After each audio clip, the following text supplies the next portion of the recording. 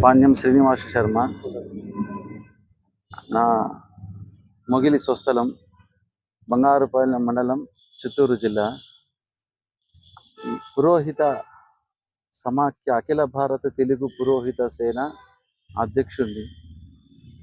ఈ పురోహిత విషయంగా పురోహితంలో ఎట్లెట్ల సాంప్రదాయ పద్ధతులు, పురోహిత సంస్కృతి, ఆచార వ్యవహారాలు, పురోహితంలో చేసేటువంటి పూజా ప్రక్రియ మీద పరిశోధన చేద్దామని నేను ఒక పుస్తకాన్ని 60 పేజీల నోట్స్ ఒక పుస్తకం తయారు చేశాను. విశ్లేషణగా ఈ పూజా కార్యక్రమాలను ఎట్లా చేయాలి, వాళ్ళు ఎట్లా సహకరించాలి అనే ఉద్దేశంతో, పురోహితుడు అంటే హితము కోరేవాడు పురోహితుడు.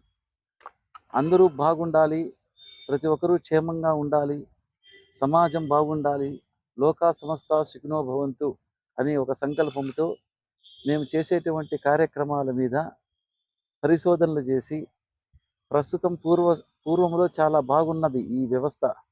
ఇప్పుడు కాలానికి ఇది కొద్దిగా తారుమారుతుంటే, పురాతనమైన గ్రంథాలని తీసుకొని దాంట్లో ఉన్న విషయాలని, ఆచరణ వ్యవహారాలను ప్రధానంగా నేను ఒక పరిశోధనతో ఈ పుస్తకాన్ని 60 పేజీల పుస్తకాన్ని రాయడం జరిగింది.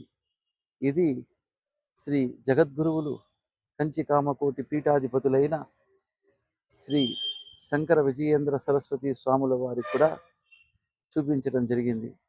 ఇది చాలా బాగుంది అని ఆయన చెప్పారు, గురువు గారు కూడా. ఆ ఆయన అనుచరణతో ఇది నేను ముందుకు రాయడం జరిగింది. దీంట్లో ఇప్పుడు ఉన్న ప్రస్తుత వ్యవస్థలో సక్రమంగా జరగడం లేదు పౌరోహితం. ఎందుకంటే సమయభావాలు లేకుండా వాళ్ళు ఇష్టంగా వాళ్ళు చేసుకుంటున్నారు. అది ఆచరణ మంచిది కాదని, దీన్ని ఒక పద్ధతిలో చేయాలనే ఉద్దేశంతో ఈ పుస్తకాన్ని రాయడం జరిగింది. మొన్న ఇక్కడ బెంగళూరులో మమ్మల్ని పిలిచి డాక్టరేట్, గౌరవ డాక్టరేట్ అని ఇవ్వడం జరిగింది.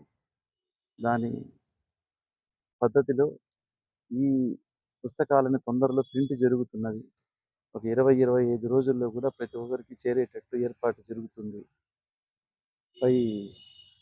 ఈ అవార్డు రావడానికి ప్రధానంగా నా తల్లిదండ్రులు, మా తాత అవ్వలు, వనత సాంప్రదాయమైన కుటుంబం, వారి అనుగ్రహంతో ఇది వారికి చేరాలని ఈ సంకల్పంతో ఈ కార్యక్రమము నిన్న నాకు బెంగళూరులో వాళ్ళు ఈ డాక్టరేట్ అవార్డు ఇచ్చారు.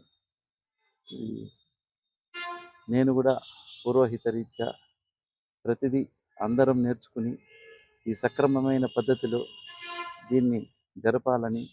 ఇప్పుడు ఒక బిడ్డ పుట్టాడు అంటే స్వామి నామకరణం చేయడం, ప్రతిదీ వ్యవస్థ వృద్ధాప్యము వరకు పురోహితుడితోనే అనుసరించింది.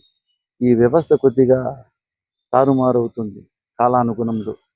దీన్ని పరిశోధనలతో సక్రమమైన పద్ధతిలో పెడితే అందరూ సుఖంగా ఉంటారు, లోకమంతా బాగుంటుందనే ఒక ఉద్దేశంతో, మంచి దృఢ సంకల్పంతో ఈ పుస్తకం రాయడం జరిగింది. దీని పేరు పురోహిత దర్శిని అని చెప్పి రాస్తున్నాము. ఆ స్క్రిప్ట్ ఇచ్చాను, ఒక 2 పుస్తకాలు తయారు చేసి దాన్ని చదివి వాళ్ళు చాలా బాగుందని సంకల్పంతో నాకు ఇక్కడ అఖిల భారత తెలుగు పురోహిత సేన నాగపూరు శ్రీ పిఎస్ మూర్తి గారి ఆధ్వర్యాన నేను చేర్చాను. వారు దాన్ని వారికిచ్చి, భారత్ వర్చువల్ యూనివర్సిటీ వారికి చేర్చి, దాంతో లోటుపాట్లన్నీ సర్ది ఈ అవార్డు నాకు ఇవ్వడం జరిగింది. చాలా సంతోషం.